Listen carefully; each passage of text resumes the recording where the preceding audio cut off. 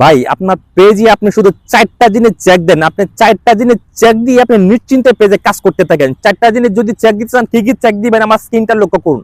আর লক্ষ্য করার পর যদি এই লেখাটা দেখতে পান আপনার সবগুলো ঠিক আছে, তাহলে বুঝতে হবে আপনার পেজে কোনো ইস্যু নেই।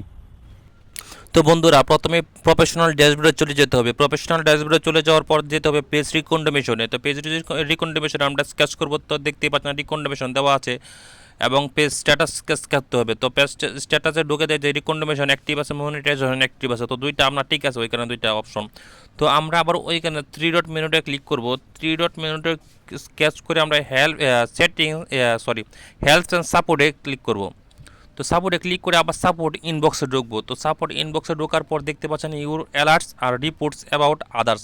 তো দুইটা আমরা চেক করব। তো দুইটার মধ্যে আমরা স্কেচ করে দেখতে পাচ্ছি যে নো ভায়োলেশন, এবং রিপোর্টে ঢুকে দেখবো এখানে কিছু আছে কিনা। তো এখানে নো রিপোর্টস। তো এগুলো যদি আপনার ঠিক থাকে তাহলে বুঝতে হবে আপনার পেজে কোনো ইস্যু নেই, নিশ্চিন্তে পেজে কাজ করতে থাকেন। Thank you for watching. ধন্যবাদ সবাইকে।